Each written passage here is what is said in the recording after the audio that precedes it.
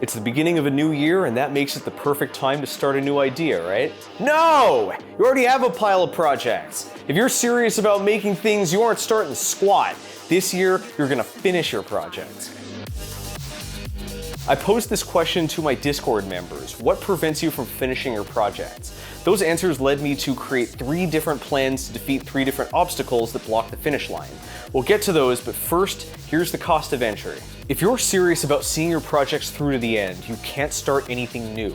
That mentality of changing the channel whenever things get a little boring is just lethal to projects. You gotta do the work. Finishing a project is just shorthand for plopping your ass down day after day and doing battle with tedious tasks. Staying motivated can be a challenge, but long story short, you gotta do the stuff, because doing the stuff is the project. I have to assume that you can afford your hobbies because budgeting and money management are way outside the scope of this video. As for your abilities, well, I learned almost everything I know by jumping into projects by myself. The most common question I get asked in comments in Discord is, how do I get started? I have a hard time answering this because I honestly do not recommend doing what I did. When you jump straight into an ambitious build, you're walking down a lonely path that leaves you constantly overwhelmed. I slogged through endless unnecessary challenges and I left countless half-finished projects behind because I never knew enough to know what I was getting into and how to get out of it. That's why I got excited when Skillshare offered to sponsor this episode. Skillshare is an all-you-can-eat buffet of useful classes on practical topics taught by real practitioners, and every single class includes guided beginner-friendly projects. If you want to get started with electronics, check out this Intro to Arduino by Mark Frauenfelder, the founder of Make Magazine. In just 1 hour, you'll get a crash course on sensors, motors, lights, code, all while wiring up your first interactive projects. You can follow along at your own pace, replay and rewind whenever you need, and even get some help from other members. There are absolutely 0 ads, and best of all, no calls to like, comment, or subscribe. Skillshare is just a better introduction than an overly ambitious project, and at $10 a month, the annual subscription is probably cheaper too. There's no pressure. You can look through the whole catalog right now, and the first 1,000 people to click the link in my description will get a free trial of Skillshare Premium. Enough shilling. Let's get stuff done. My first strategy for finishing projects is to finish projects off. Not every idea turns out to be a good one, and not every good idea turns out to be worth building. There's only one question to ask. Consider the time, money, and everything else you'll sacrifice to finish this project. Is the result worth it? If the answer is anything but a confident yes, don't think about it. Just scrap the project for parts right now. It doesn't matter how long you've worked on it, it doesn't matter how much you've spent on it. The only thing that matters is, what'll it take to finish the project, and is it worth it? I'm going to illustrate this with one of my own projects because I am a hypocrite. Years and years ago, my second video featured a really advanced Nerf blaster with some fancy electronics. The video and the project are both kind of crap, so a few years back, I decided to make version 2. Here's where I am so far. I installed some screens, I routed some wires, and I printed some mod parts. I ordered a circuit board and all the components, I soldered it together, and I even wrote a little firmware. I estimate that I've spent about $200 and 80 to 100 hours on this project. The problem is, this isn't even a competitive grade blaster. If you watch my 3D printed blaster video, you'll know that the metagame has jumped really far since I started this project. It doesn't matter how much money I've spent or how much time I've dumped into it. The juice isn't worth the squeeze. The blaster isn't worth the work. So I'm gonna stretch that metaphor to the breaking point and eat the fruit. Let's salvage a handful of parts and just throw the rest in the trash. Pretty everyone, it just says pretty everyone in my script. Pretty much everyone knows the sunk cost fallacy, but not too many folks know the counterplay. Suppose this wasn't my project, right?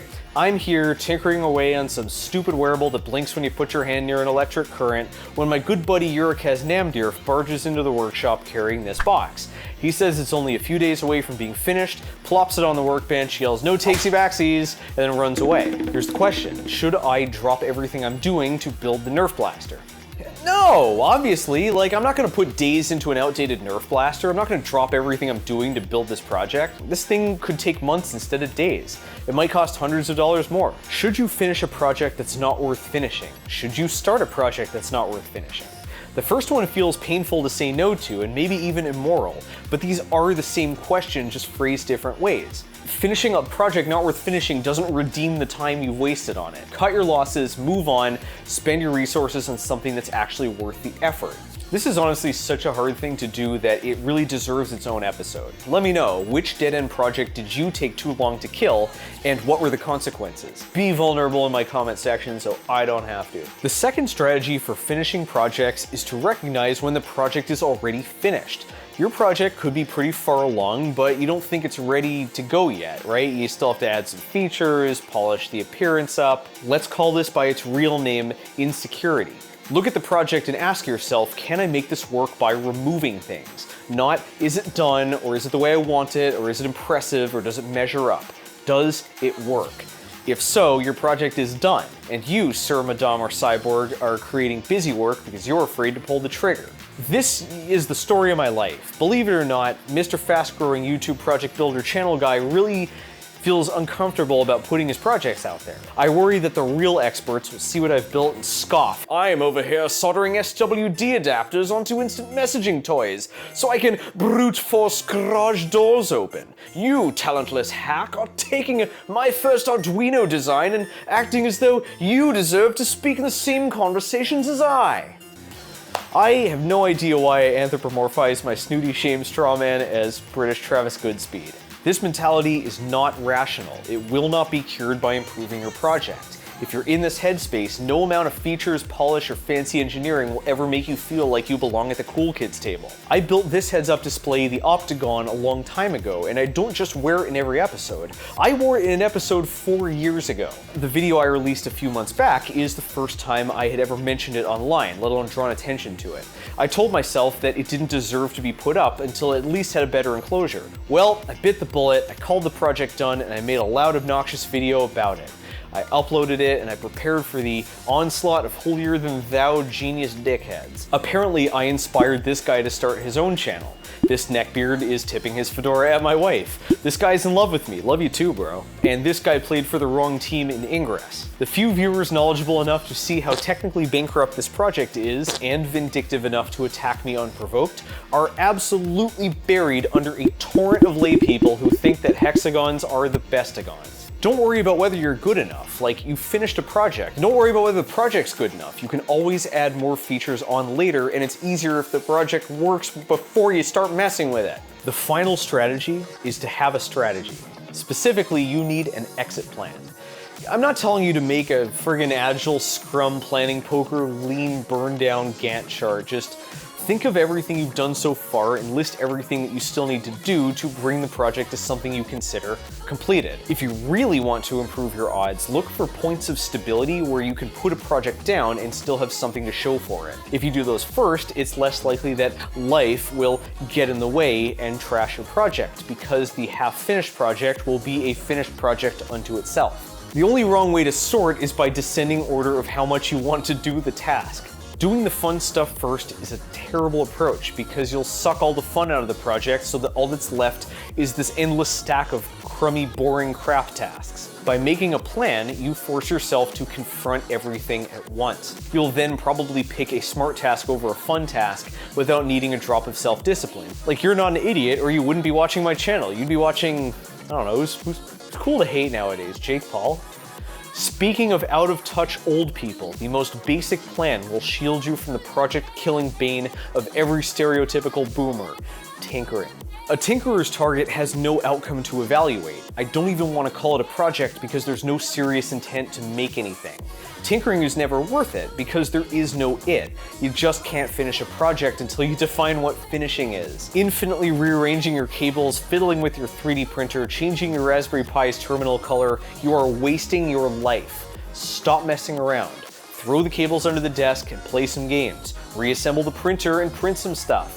Remember that you bought that Raspberry Pi to build a cyber deck, so build a damn cyber deck. I can't illustrate this with a project because if I showed you one of my works in progress, it would spoil a future episode. Wait, yes I can, because it's my show and I already did. My next project is going to be the Fibre deck. That's a ruggedized portable computer for a dystopian future. I've already bought this display, this battery pack, and this Raspberry Pi 400, and did some tests and sketches. If I just jumped in now without a plan, the first thing I want to do is hit Fusion 360 and start modeling that frame. But that would be stupid, because if I instead design the circuit board first, I can model the frame while I wait for the boards to arrive. If I finish in time, I can start printing the frame and use that downtime to populate the board. By doing literally nothing except making a list and rearranging it a little, I can now do 2 tasks at once, both essential, and always have something fun to look forward to. There are lots of things to do on this list, but none of them are noodle around, tweak endlessly, procrastinate, see what's on sale at Home Depot, and other ways that tinkering rears its ugly, wasteful head. These are the strategies you can use to finish your project this year or even right now. 1. Kill projects that aren't worth finishing no matter what you've put into them. 2. Release projects as soon as they work, even if you feel inadequate or you have to add on more features later. 3. Make an exit plan and only work on things that move the project closer to completion. Thanks again to Skillshare for sponsoring this episode. The first 1,000 people to click the link in my description will get a free trial of Skillshare Premium.